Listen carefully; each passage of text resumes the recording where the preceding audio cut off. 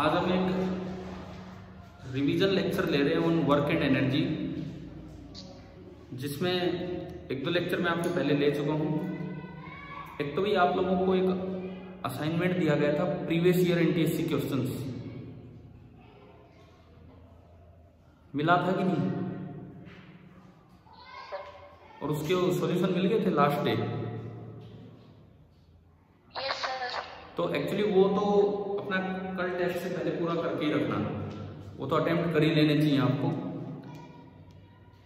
दूसरी बात, अब कुछ और कॉन्सेप्ट्स हम रिवाइज करते हैं फ्रॉम वर्क एंड एनर्जी।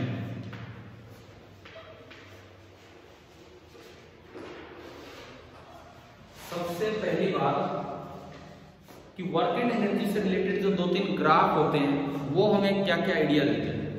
तो पहला पॉइंट आज का हम ले रहे हैं, that is related to graphs, that is related to graphs. First graph आपको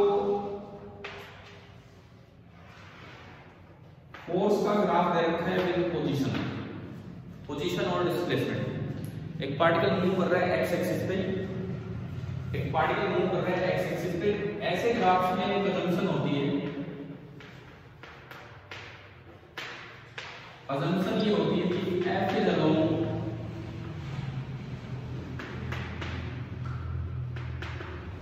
एक्स एक्सिस। फोर्स का ग्राफ टाइम के साथ नहीं है, फोर्स का ग्राफ डिस्प्लेसमेंट के साथ है, पोजीशन के साथ है। तो ऐसे ग्राफ से अगर आपको वर्क निकालना, सपोज मैं कोई ग्राफ लूं, ये एक सेमी सर्कल है, ये एक सेमी सर्कल है। मान लो यहां पोजीशन होगी 10 मीटर, यहां है 0, और यहां जो फोर्स है दैट इज 5 न्यूटन। यहाँ पोजीशन 10 मीटर तक गई है, मतलब डिस्प्लेसमेंट 10 मीटर हो गया। और फोर्स एक बार ग्राफ देख के बताओ, ये फोर्स वेरिएबल फोर्स है कि कांस्टेंट फोर्स है? बोलो, वेरिएबल है कि कांस्टेंट है? वेरिएबल, क्योंकि इसकी वैल्यू कभी कुछ है, कभी कुछ है, कभी 5 तक गई। तो एफ डॉट एस वाला फॉर्मूला तो होता नहीं वर्क का। तो यहां हमें एक पॉइंट ये याद रखना चाहिए कि एरिया अंडर क्या कह रहे हो?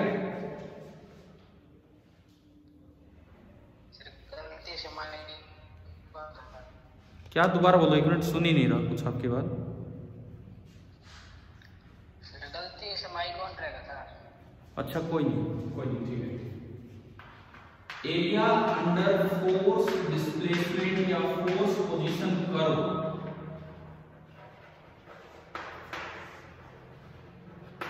Gives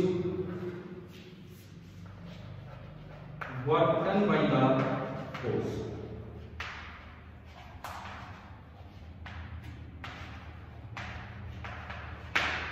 gives work done by the force. सबसे पहला पॉइंट ये। अब जैसे इसमें वर्क निकाला कि भाई इस फोर्स ने 0 से 10 मीटर तक ले जाने में कितना वर्क किया, सपोज ये हमें निकालना हो। तो वैसे तो वेरिएबल फोर्स है ना, मुझे फोर्स का कोई वैल्यू दी, कभी 0 से बढ़ के 5 तक गया, कभी कम हो गया। तो ऐसे में आप क्या करो, ये एरिया निकाल लो डिस्प्लेसमेंट एक्सिस की तरफ। एरिया एक सेमी सर्कल का एरिया क्या होता है? पाई आर स्क्वायर बाई 2। लेकिन इधर तो x है, x मीटर में है, इधर फोर्स है, इधर न्यूटन में है।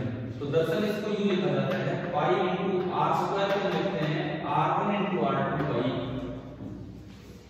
आर स्क्वायर को लिखते हैं एक r इधर से लो, एक r इधर से लो। अब अगर आप यहां से देखिए, पूरा कितना है 10 मीटर, तो रेडियस इधर कितना है 5 मीटर, और रेडियस इधर कितना है 5 मीटर। तो ये आपका अगर सर्कुलर है, अगर ट्रायंगुलर है, अगर स्ट्रेट लाइन है, कुछ भी, जब तो आपको एरिया निकालने आती है। ट्रायंगल का एरिया क्या होता है? Half into base into height. Rectangle का लेंथ इंटू ब्रेड, ट्रेपीजियम बन जाए half into sum of parallel sides into separation. करना आता है ये सब, ठीक है। तो मैं तो आपको सीधा इस पे लेके चल रहा हूँ। तो ये आपका एरिया आया पाई इंटू r1, एक रेडियस 5 मीटर, एक 5 मीटर, तो ये आपका बन गया 25 न्यूटन मीटर बाई 2। और न्यूटन इंटू मीटर होता है जूल, न्यूटन इंटू मीटर होता है जूल। तो जो वर्क डन आया इस क्वेश्चन में, जो वर्क डन आया वो निकल के आ रहा है 25 pi by 2 joule, 25 pi by 2 joule.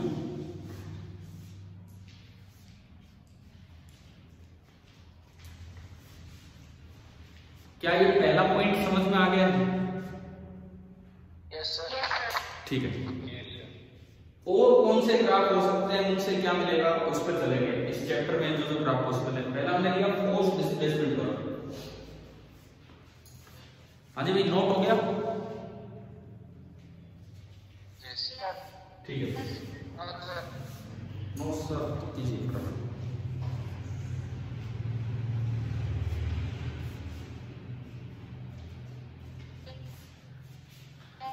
ठीक है, सेकंड ग्राफ हम लेंगे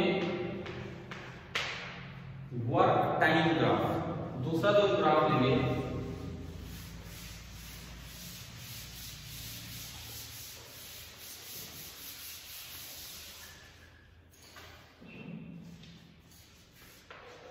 वर्क टाइम ग्राफ। जैसे आपको यूं दिया है कि किसी फोर्स ने, देखो अगर आप नोट नहीं कर पाए, कुछ रह गया तो मैं ये वीडियो भी अपलोड करता हूँ, आप उससे देख लेना अगर कुछ रह भी जाता है, या स्क्रीनशॉट ले लिया करो इसके। वर्क आपको दिया है जूल में और टाइम आपको दिया है सेकंड में। सपोज ये वर्क टाइम ग्राफ आपको कैसा भी दिया गया है, किसी भी टाइप का, सर्कल नहीं, इस बार इस तरह का कुछ बना दिया पैराबोला टाइप, या आपको बना दिया और मुझसे पूछा जाए कि भाई ये 5 सेकंड है, इसको टाइम है 5 सेकंड, और यहां मुझे ना एक टेंजेंट डाल के दिखाई दी है कि अगर मैं इस ग्राफ पे 5 सेकंड पे एक टेंजेंट डालता हूं तो उसने एंगल बना रखा है 37 डिग्री। अगर मैं इस ग्राफ पे 5 सेकंड पे एक टेंजेंट डालता हूं तो उसने एंगल बना रखा है 37 डिग्री। और आपसे पूछा जाए कि find power at t equal to 5 second. Find power at t equal to 5 second, suppose ये आपसे पूछा जाए तो पावर का फॉर्मूला होता है work done upon time taken, dw by dt। किसी dt टाइम में dw वर्क हुआ है तो पावर का फॉर्मूला होता है work done upon time taken, ये पावर होती है। अब देखिए डिफरेंशिएशन का मतलब होता है स्लोप, तो पावर आपको दी जाएगी slope of work time curve. Work time curve की जो स्लोप है वो आपको पावर देगी। स्लोप का मतलब होता है टेंजेंट डाल के उसका एंगल देख के उसका tan थीटा ले लेना, ये होती है आपकी पावर। समझ आ रहा है? ठीक है, जैसे मैं अगर यहां कहूं पावर, यहां मैं पावर कहूं तो this is the slope of wt का। अब क्या करो, 5 सेकंड में टेंजेंट डालो, उसने कितना एंगल बना रखा है 37 डिग्री, तो ये होगा tan of maximum sin theta cos theta tan theta पढ़ते हैं, तो this is tan of 37 degree. और tan 37 डिग्री निकालने के लिए हम 3 4 5 वाली ट्रायंगल याद रखते हैं। हां देखते हैं, ये राइट ट्रायंगल है, इसमें 5 और 3 के बीच का एंगल 53 डिग्री, तो बड़ी आसानी से याद हो जाता है। तो ये 90 में से घटा कर बचेगा 37 degree. tan 37 perpendicular upon base, तो ये आया 3/4 जूल पर सेकंड। जूल पर सेकंड को आप वॉट भी कह सकते हैं, तो 3/4 वॉट।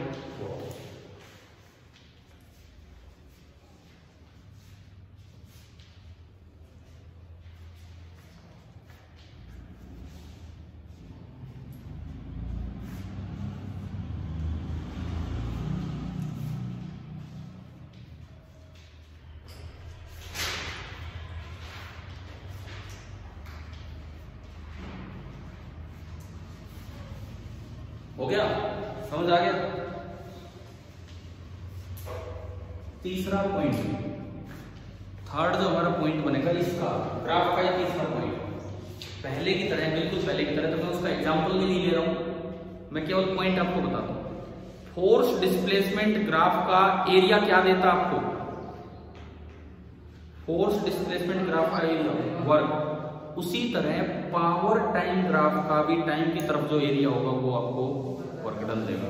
तो बिल्कुल पहले की तरह तीसरा पॉइंट लिख लो, area under power time graph, area under power time graph towards time axis, area under power time graph towards time axis gives work done, towards time axis gives work done.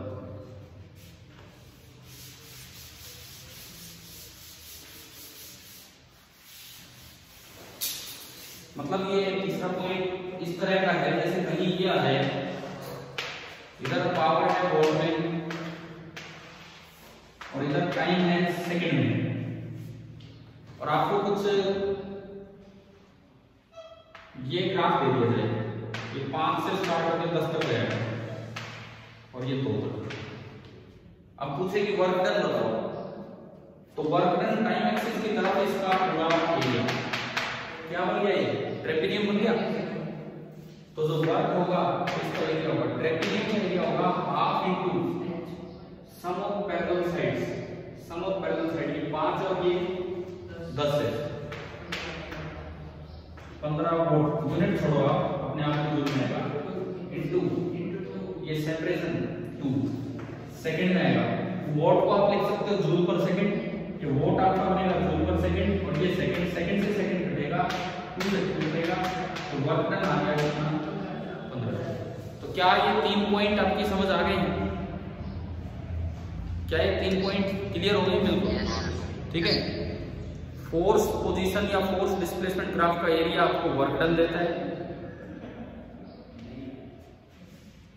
Work time graph की slope आपको power देती है, और power time graph का area again आपको work done देता है।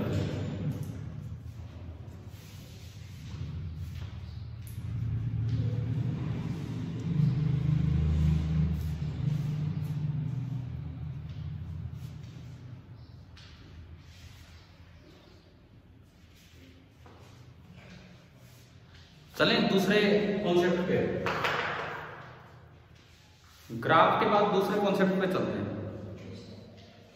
मैंने आप लोगों को एक चीज पढ़ाई थी जो मुझे लगता है पेपर में आई नहीं, लेकिन हम याद करके बैठ रहे हैं। अगर मैं लेंथ को 1% खींचूं तो रेजिस्टेंस में कितना चेंज होता है? 2%। अगर मैं लेंथ को 10% खींचूं तो रेजिस्टेंस में कितना चेंज होता है? 21%। अगर मैं लेंथ को 100% खींचूं तो रेजिस्टेंस में कितना चेंज होता है? 300। जो बैठे रहो याद करके, कोई पूछता तो है नहीं, हम बैठे रहते याद करके नहीं, लेकिन ये बड़े इंपॉर्टेंट चीजें हैं। बिल्कुल सेम ऐसा ही यहाँ होता है। आप अपने वो देखना प्रीवियस ईयर क्वेश्चंस सबके पास है भाई, वो वाला assignment previous year work energy, वो मैं ये कहूंगा कि आप कम से कम कल के पेपर से पहले वो अपना सोल्व तो कीजिए। मैं और आप दोनों ही कॉन्फिडेंट है कि 10th के क्वेश्चन आप कर दोगे। दिक्कत आती है थोड़े 9th वालों में, तो उन पे भी ध्यान देना है, क्योंकि वो पढ़े भी पिछली साल थे, तो उन पे भी ध्यान देना। और आधा पेपर तो 9th से मिलता है हमारा। तो अभी देखिए बिल्कुल वैसी ही सिमिलरिटी क्या है उस चीज पे हम चलते हैं। सेकंड हेडिंग आप डाल दीजिए परसेंटेज चेंजेस। पहली हेडिंग आपने डाली ग्राफ, सेकंड हेडिंग आप डाल दीजिए परसेंटेज चेंजेस।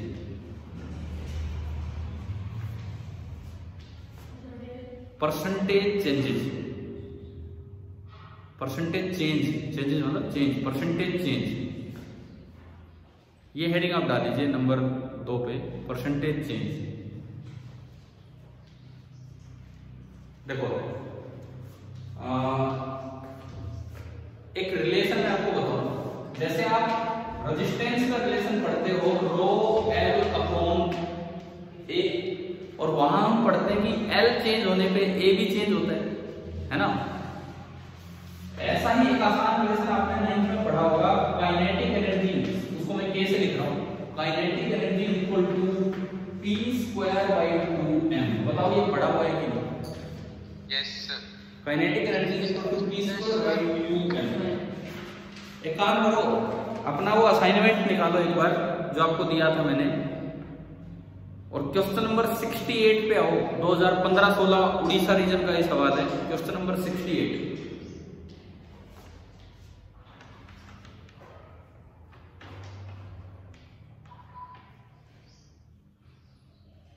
हाँ भाई मिल गया? अरे कहाँ गए सारे, असाइनमेंट लेने चले गए क्या?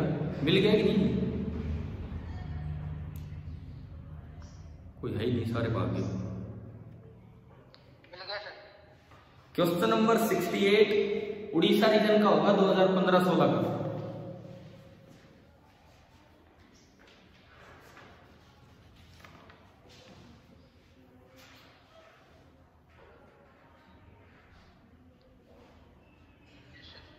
मिला? क्या है क्वेश्चन? काइनेटिक एनर्जी 300 से बढ़ा दो मोमेंट। हाँ अब सुनो, ये बड़े कॉमन सवाल है, पूरे चांस एनटीएससी में इस तरह के सवाल आए। तो हमने पहले भी बहुत इन पे फोकस किया, r बराबर रो एल बाई ए के समय पे हमारे पेपर में नहीं आया, हम दोबारा उस पर फोकस करेंगे। आए ना आए पेपर में वो एक अलग बात है। मतलब कल दो चांस है, r बराबर रो एल बाई ए पे भी सवाल आ जाए और काइनेटिक एनर्जी और मोमेंटम पे भी परसेंटेज चेंज का सवाल आ जाए। पहले ये बताओ ये रिलेशन याद है आपको? आप इसमें रख के देख सकते हो। मोमेंटम होता है mv का square m square v square, एक m से एक m कटेगा, क्या बचेगा? Half m v square. तो अपने आप ही p स्क्वायर बाई 2m है ना, ये p स्क्वायर बाई 2m अपने आप ही क्या निकल के आ गया? ये p स्क्वायर बाई 2m अपने आप ही काइनेटिक एनर्जी के बराबर निकल के आ गया। समझ आया? ठीक है। अब सुनो, अब मैं आपको इसमें दिखाता हूँ। आप स्पीड बढ़ाओगे, मास तो कांस्टेंट होता है, एक बॉडी का जो मास है मास तो कांस्टेंट है। अगर आप लाइट की स्पीड तक नहीं पहुंच रहे हैं, हम आप और नॉर्मल स्पीड से चलते हैं, तो वहां तो मास कांस्टेंट है। तो अब देखो, मान लो एक छोटा सा एग्जांपल लो, मैंने v को डबल किया, मैंने v को डबल किया, तो पहले मोमेंटम था mv और अब नया मोमेंटम कितना हो गया? m इंटू 2v, मतलब 2 टाइम्स हो गया कि नहीं? Yes sir. कोई चीज अगर 2 टाइम्स हुई है, इसका मतलब आपने 100% बढ़ा दी है। कोई चीज अगर 2 टाइम्स हुई है, मतलब 100% बढ़ा दिया आपने। समझ आ रहा है भाई? 2 टाइम्स होने का मतलब है जितनी थी उतनी और बढ़ा दी, यानी कि आपने 100% बढ़ा दी। ठीक है, जितनी थी उतनी ही और बढ़ा दी, तो 100% बढ़ा दी। अब देखो काइनेटिक एनर्जी की बात करें, तो काइनेटिक एनर्जी इनिशियल होती half m v square, kinetic energy final half m 2v का स्क्वायर। तो 2 का स्क्वायर कितने टाइम्स होगी kinetic energy? 4 times. This is 4 times के initial, kinetic energy becomes 4 times. अगर कोई चीज 4 टाइम्स हो गई है तो 3 टाइम्स आपने बढ़ा दी, कुछ थी उसका 3 टाइम्स बढ़ा दिया, यानी कि कितने परसेंट बढ़ा दिया आपने? कितने परसेंट बढ़ा दिया? 300%। नहीं तो आप ऐसे निकाल सकते हो percentage change in kinetic energy, that is equal to ke final, that is 4 ke initial minus ke initial upon ke initial और इनटू 100, और ये आपका मिलेगा 300%। तो आप देखो फिर दोबारा वही बातें आ रही है, मोमेंटम में 100% बढ़ोतरी करोगे तो काइनेटिक एनर्जी कितनी बढ़ेगी? अगर आप मोमेंटम डबल कर रहे हो, मोमेंटम में 100% बढ़ोतरी की, तो काइनेटिक एनर्जी कितनी बढ़ेगी? 300%। तो आप फिर शुरू से चलो, शुरू से मोमेंटम को मैं अगर 1% बढ़ाऊं तो काइनेटिक एनर्जी कितनी बढ़ेगी? 2%। For very small change just double होगी। मोमेंटम को मैं अगर 10% बढ़ाऊं तो काइनेटिक एनर्जी कितनी बढ़ेगी? 21। डबल से थोड़ी ज्यादा, मोमेंटम को मैं अगर 100% बढ़ाऊं तो काइनेटिक एनर्जी कितनी बढ़ी है? 300, डबल से काफी ज्यादा। तो क्या ये बिल्कुल सेम वही सवाल आ गए कि नहीं? R बराबर रो एल बाई ए वाले।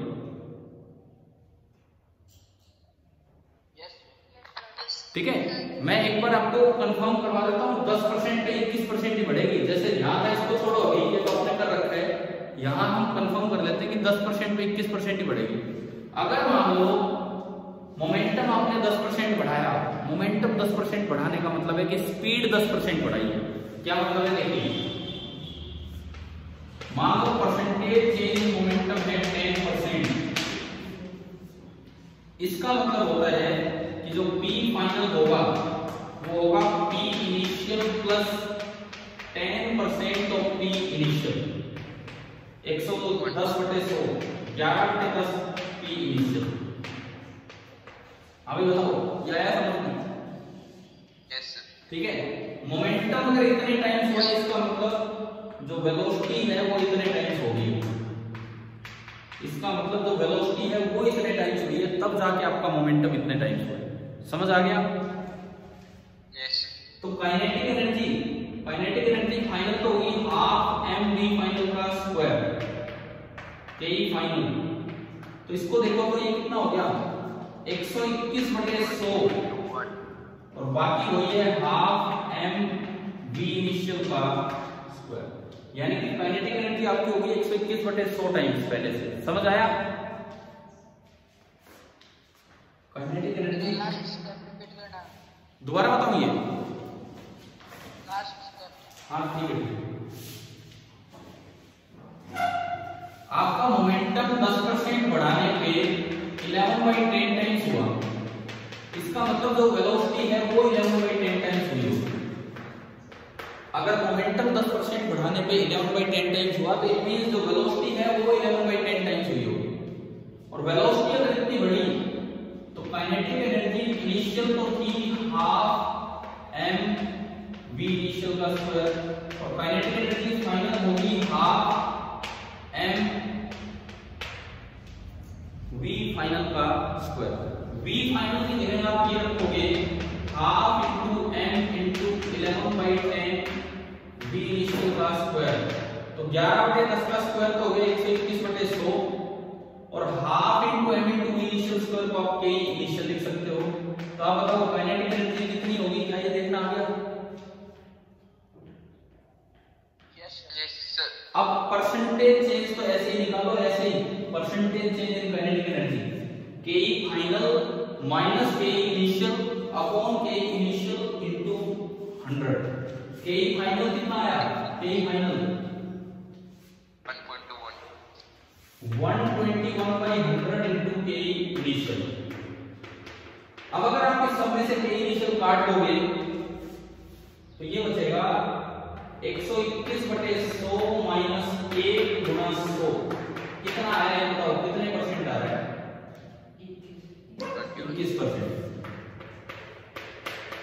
अरे तो क्या कितना आसान काम हो गया आपके लिए अगर आपने वो पढ़ रखा है तो। समझ आया? अब मैं आपको एक चीज याद करवा दूं। वैसे बताओ ये क्लियर हो गया क्या? यस। सुनो, एक वायर है, मैं उसकी लेंथ को खींच के बढ़ाता हूं, उसका रेजिस्टेंस बढ़ता है। एक पार्टिकल है, मैं उसकी स्पीड बढ़ाता हूं, मतलब मोमेंटम चेंज करता हूं तो काइनेटिक एनर्जी बढ़ती है। दोनों बिल्कुल एक साथ चलेंगे। फॉर वेरी स्मॉल चेंज 5-7% तक 1% का चेंज 2% का चेंज क्रिएट कर देगा। अगर वायर की लेंथ 1% बढ़ाई है तो रेजिस्टेंस कितनी बढ़ेगी? 2%।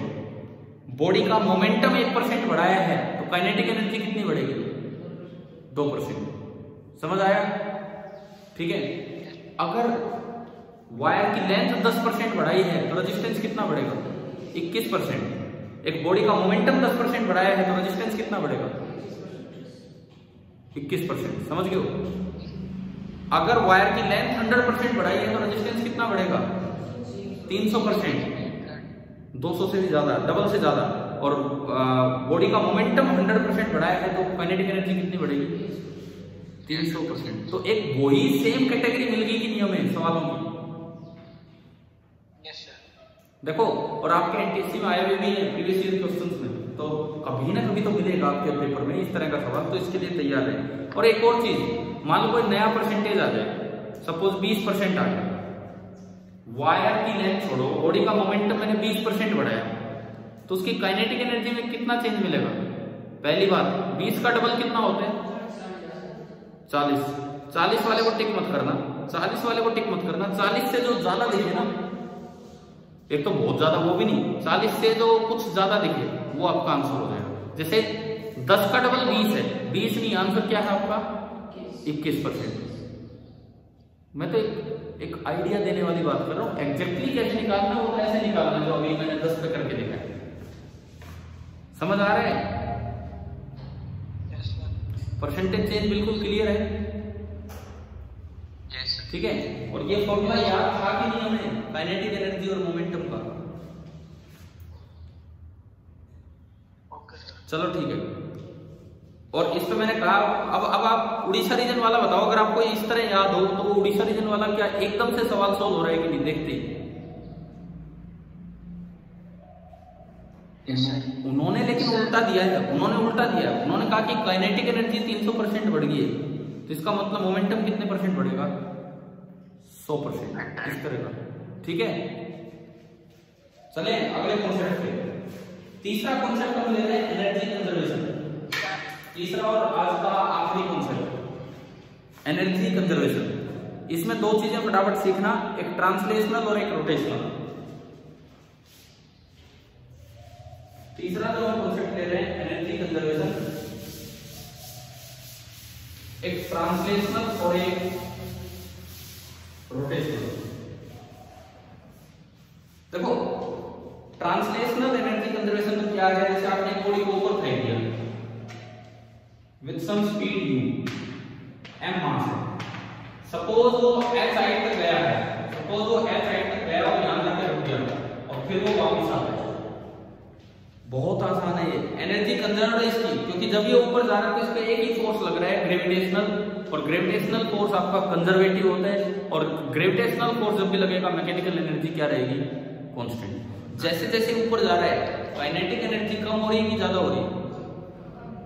कम, और पोटेंशियल एनर्जी ज्यादा, ठीक है। हाँ, अब सुनो, यहां अगर आप देखते हैं तो पोटेंशियल एनर्जी कितनी है? mgh, और काइनेटिक एनर्जी कितनी है? 0। यहां अगर आप देखते हैं तो पोटेंशियल एनर्जी कितनी है? 0, और काइनेटिक एनर्जी लेकिन एनर्जी कंजर्व है, तो टोटल एनर्जी जो यहां है वही टोटल एनर्जी यहां है। इसका मतलब मैं हाफ mu स्क्वायर को ये भी लिख सकता हूं क्या? mgh। हाफ mu स्क्वायर को हम mgh भी लिख सकते हैं। अब देखो, आप अगर इससे x साइड ऊपर जाते हो, किसी भी x साइड ऊपर, तो यहां पोटेंशियल एनर्जी कितनी होगी?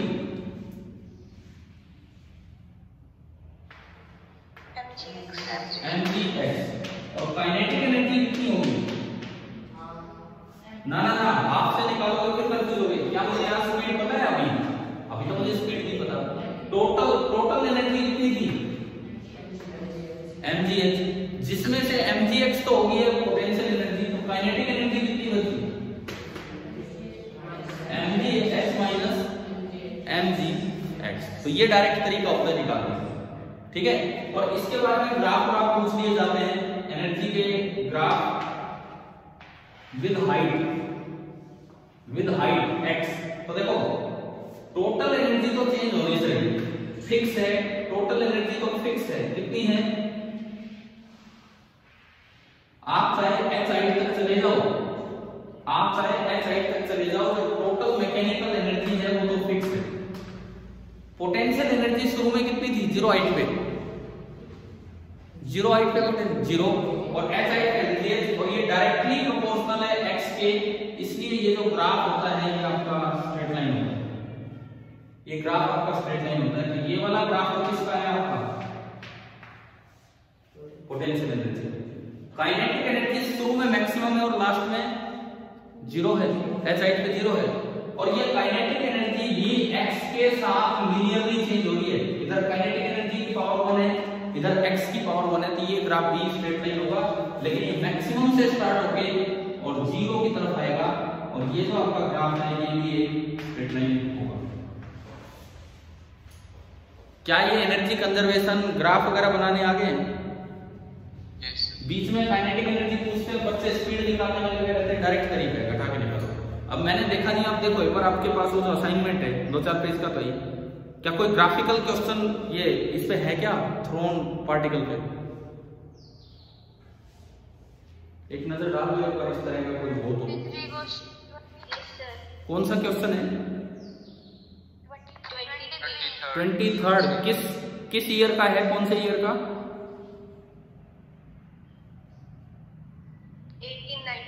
1819। और रीजन कौन सा है? उत्तराखंड। ठीक है, तो क्या आपको पहचान में आ रहा है क्या क्वेश्चन है, क्या आंसर है, क्या नहीं है ये सब? तो ये ग्राफिकल सवाल आ सकते हैं, बड़े चांसेस होते हैं आपके एनटीएससी में ग्राफ वगैरह पूछे जाए। क्लियर हो गया? एनर्जी कंजर्वेशन ट्रांसलेशन वाला तो ये था। ठीक है, अब मैं चलता हूँ रोटेशन वाले पे, जो एक बार हरियाणा रीजन में पूछ लिया गया था, शायद 2015-16 में होगा। हरियाणा रीजन में एक रोटेशन वाला सवाल देखते हैं, इधर देखते हैं। देखिए इस क्लास का हम कर रहे हैं। देखो क्या हुआ, एक बार हरियाणा रीजन में सवाल आ गया, एक 11वीं के बच्चे के लिए बड़ा मुश्किल सवाल नहीं है, 10वीं के बच्चे के लिए थोड़ा सा मुश्किल हो जाता है, 9th-10th के लिए। उसमें यूं था कि ये रोड थी, L लेंथ की रोड है, और ये गिर जाती है, ये रोड अपने आप यूं गिर जाती है, और थोड़ी देर में रोड जब यूं होती है तो पूछा है कि जब रोड जमीन पे टकराती है, यहां से इसको रिलीज किया, लेकिन रिलीज करते ही एक साइड में लुढ़क गई। जब ये जमीन पे टकराती है तो जो इसका सेंटर पॉइंट है उसकी वेलोसिटी कितनी है? एक बार देखना 2015-16 रीजन में हरियाणा का कोई सवाल होगा, कौन सा क्वेश्चन नंबर है? देखो आप 65। कौन सा है? 65? Yes sir. चलो ठीक है, अब समझ लो, इसको देख लो क्या है क्या नहीं है, ध्यान से देखिए। सबसे पहली बात, केवल एनर्जी कंजर्वेशन ही यहां लग रहा है। पहली चीज आती है काइनेटिक एनर्जी इनिशियल। शुरू में रेस्ट पे है तो काइनेटिक एनर्जी इनिशियल कितनी? 0। ये जस्ट रिलीज हो। पोटेंशियल एनर्जी इनिशियल कितनी लिखी है? अगर एक पॉइंट मास m यहां रखा होता तो एनर्जी L होती, परंतु ये तो फैला हुआ है। एक फैली हुई रोड के बारे में आपने 9th में पढ़ा होगा कि सारा मास समेट के उसके सेंटर पे रख दो और पोटेंशियल एनर्जी लिख दो। अगर ये m मास यूं फैला हुआ है तो सारा मास समेट के यहां रख के पोटेंशियल एनर्जी लिखते हैं। बहुत बार ये नहीं तो एनटीएससी में चेन टाइप क्वेश्चन इस तरह के मिल जाते हैं। तो इसकी पोटेंशियल एनर्जी कितनी बनी? mg/L/2। जब ये जमीन पे धराशायी होने वाला है तब पोटेंशियल एनर्जी फाइनल तो कितनी होगी? 0। पोटेंशियल एनर्जी फाइनल तो 0। अब ये नई चीज थी 9-10 के बच्चों के लिए कि काइनेटिक एनर्जी रोटेशन में कैसे लिखते हैं। ट्रांसलेशन में तो लिखते हैं 12mv²। रोटेशन जब होता है तो काइनेटिक एनर्जी लिखी जाती है 12I⍵²। इसमें कुछ नई टर्म्स आ गई, इसमें थोड़ी सी नई टर्म्स आ गई। I का मतलब होता है मोमेंट ऑफ इनर्शिया, I का मतलब होता है मोमेंट ऑफ इनर्शिया, और ओमेगा का मतलब होता है एंगुलर वेलोसिटी। यहां पे चीज का मतलब लिख दो। I तो है मास की जगह तो I आ जाता है। रोटेशन में जो काम ट्रांसलेशन में मास का है, रोटेशन में वो काम मोमेंट ऑफ इनर्शिया का है। तो मास की जगह तो moment of inertia of road about axis of rotation, जिसके अबाउट वो रोड घूम रही है, और ओमेगा है उसकी एंगुलर वेलोसिटी। अब एक चीज और आप याद रखना, I of road about an and, एक एंड के अबाउट जो मोमेंट ऑफ इनर्शिया रोड का होता है +1 में हम पढ़ते हैं, वो होता है जो भी मास ऑफ द रोड है लेंथ ऑफ द रोड का स्क्वायर डिवाइडेड बाय।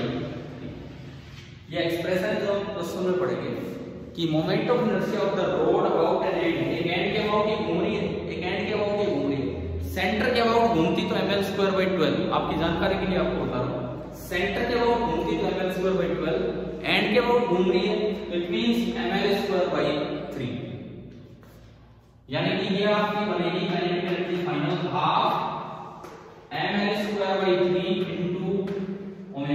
सबसे पहले आप एनर्जी को इक्वेट करके एनर्जी कंजर्वेशन लगा के ओमेगा निकाल लो। कैसे निकालेंगे? Initial plus final, initial plus final. एक तो ये बताओ काइनेटिक एनर्जी रोटेशन की कैसे लिखते हैं, कुछ आया समझ?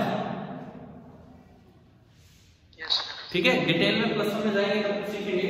अब आपने एनर्जी कंजर्वेशन लगाई, इक्वेशन बनी 0 प्लस mgL/2 बराबर mL²/6 ω² प्लस 0। 2 से 3, एक L से एक L, तो यहां से ओमेगा आ गया, m से m भी गया, 3g/L का अंडर रूट। देखना सही लिखा होगा मैंने शायद, ओमेगा आ गया 3g/L का अंडर रूट। और अब देखो जब कोई चीज ओमेगा से घूमती है तो +1 9th में फॉर्मूला आया होगा कि velocity is equal to omega into radius होती है। क्या ये पढ़ रखा हमने? v बराबर ओमेगा। यस। तो जो सेंटर है वो कितनी लेंथ पे गया है? L/2 पे। भाई रेडियस कितना है सेंटर का? सेंटर का रेडियस कितना है? सेंटर घूम के आ रहा है L/2। तो जो सेंटर की वेलोसिटी होगी टकराते समय वो हो जाएगी ओमेगा इनटू L/2, यानी कि omega into under root of 3 क्या लिख दिया? ओमेगा तो खुद ये है इनटू L/2। इस L/2 को अंदर ले जाओ L²/4 बना के, अंडर रूट के अंदर ले जाओ L²/4 बना के, एक L से एक L कटेगा और ये बचेगा 3/4gL। बताओ भी, हो गया ये सवाल? समझ आ गया?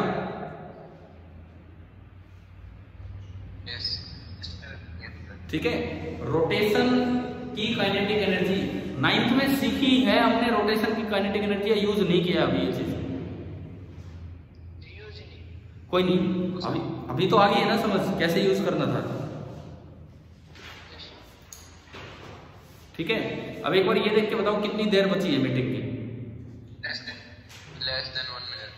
तो भाई मैंने कुछ कॉन्सेप्ट्स आपको पढ़ाए हैं।